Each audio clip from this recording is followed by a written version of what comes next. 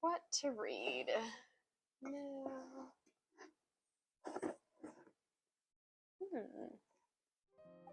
This one seems good.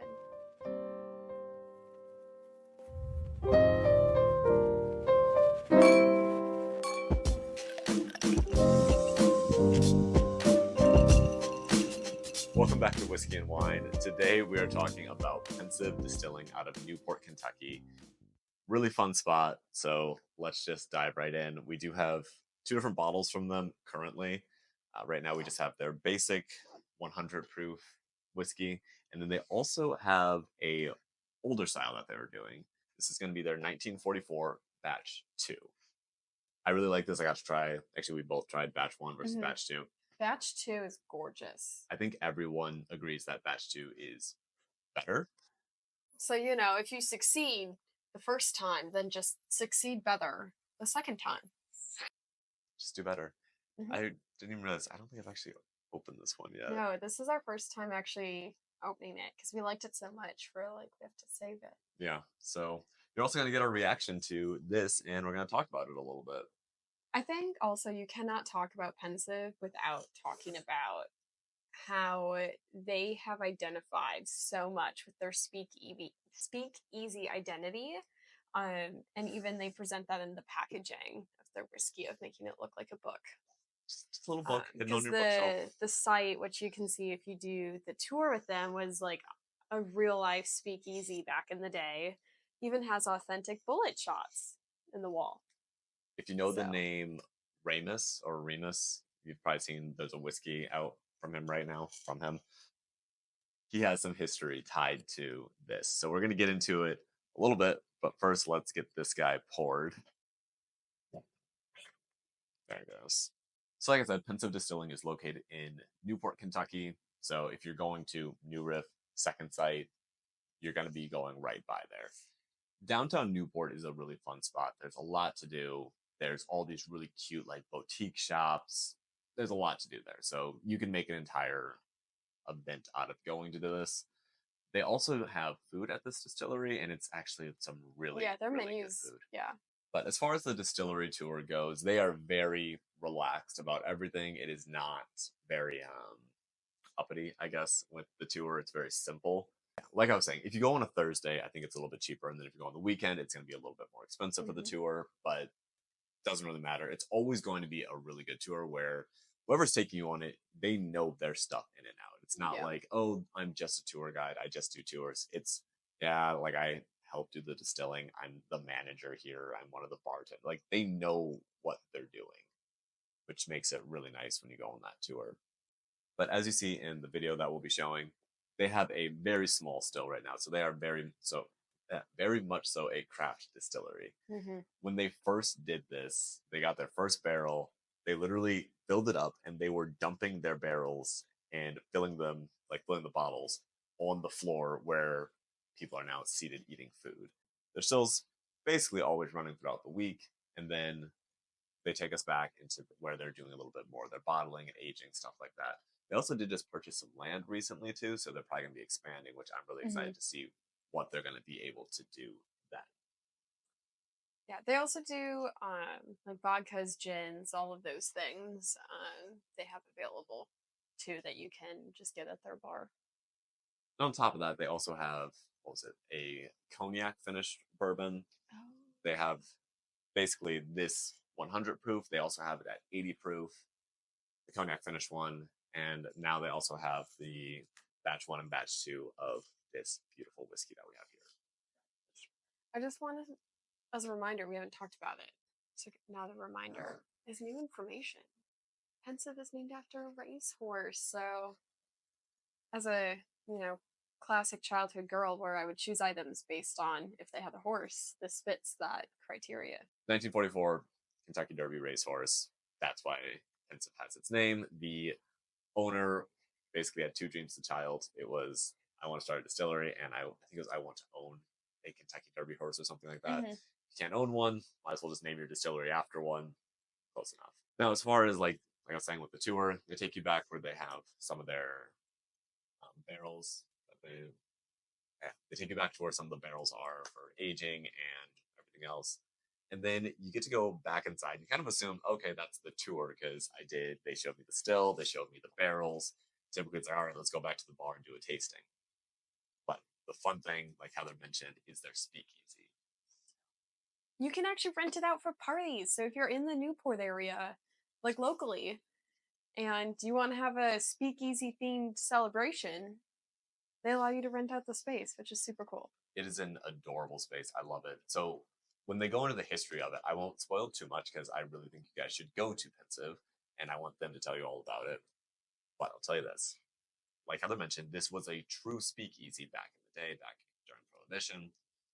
There's still a lot of the original stuff there, but they have refurbished this upstairs area to look like I wouldn't say it's the true 1920s, more like a 1940s kind of feel to it, but it gives you this old school lounge feel to it. It's really nice.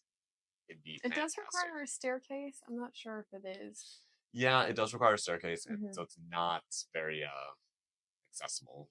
It's also a very steep staircase, so beware of that. But they take you upstairs and they get to show you this. They talked a little bit about the history and how Remus fits into it, how Sin City was the original Sin City back during like Prohibition. Before that, all this stuff. It's really cool. The history is incredibly rich. Too, just like the location of Cincinnati. Like it was seen as kind of one of the areas that was a divide between the South and the North. So I think that's also where some of the history comes into play. So from there, obviously you get to go up, you do all that, and then there's another back room that they take you into, and that's where you're going to do your tasting. So like I said, they have their 80 proof whiskey, they have the 100 proof, they have the cognac finish, and then they also have this beautiful whiskey that we're going to talk about now. So this is their 1944 cask strength bourbon whiskey. This one's coming in at 56.85% alcohol or 113.7 proof. Not like very light. It's more of like a honey light. Okay. I guess I am comparing this against the dark whiskey that we saw the other day, which if you didn't see that video, go check out what we released on Instagram and TikTok yesterday. We'll have a longer video of that coming sometime this week. I get a beautiful like toffee butterscotch. This makes me think of the butterscotch candies you'd get from like your grandma or like an old lady at church. It's that like that hard. Like, she's got the good stuff. I think there's a brightness for me, what was really unique between two, which is what we have, and then their first one was that two has a brightness, a beautiful citrus flavor to it. Yeah. Which one didn't have, and I felt like that brightness just really completes the full flavor of it. It still has some of the bite, but in a way that is still very beautiful. So I already had some of this today while I was going through getting ready for this video, but I want you to try that one again. So again, this is their 100 proof. Oh, so different on the nose. Incredibly different. There is a very specific pensive note. I don't fully know how I would describe it, but there's a very specific, almost not shiny, but there's a very specific note in there that is different than some of the other ones. It's I feel like it's just like a nut is what I'm getting. Actually, hang on. This reminds me of cedar wood chips. I've been trying to pick out this note all day.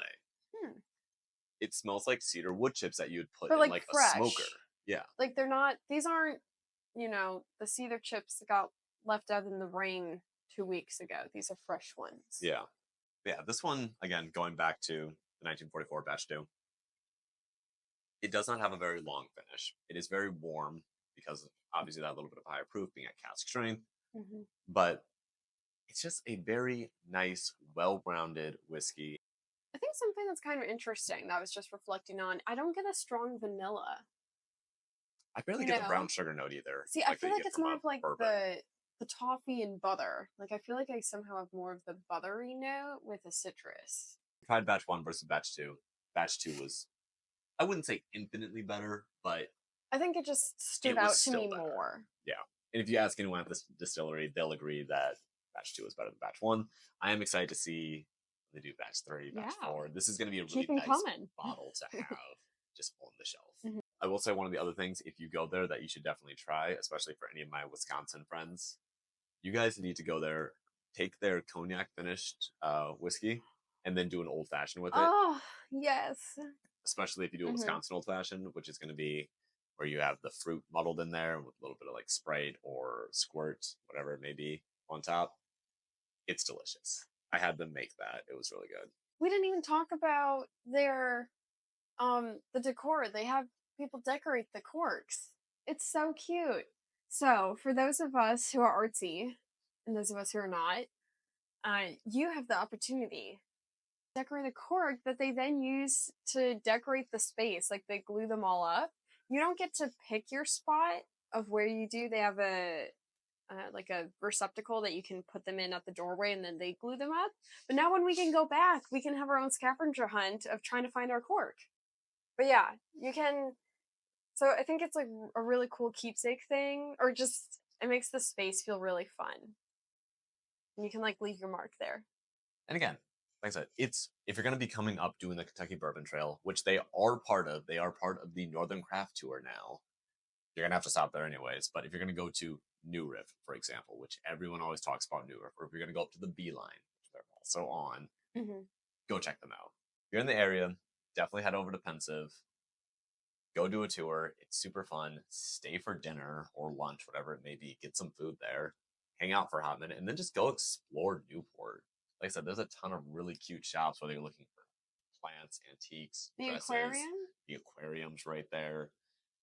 It's a nice spot. Just get ready to have a nice, chill day and enjoy yourselves. But until next time, we're going to go enjoy these. Cheers. Cheers.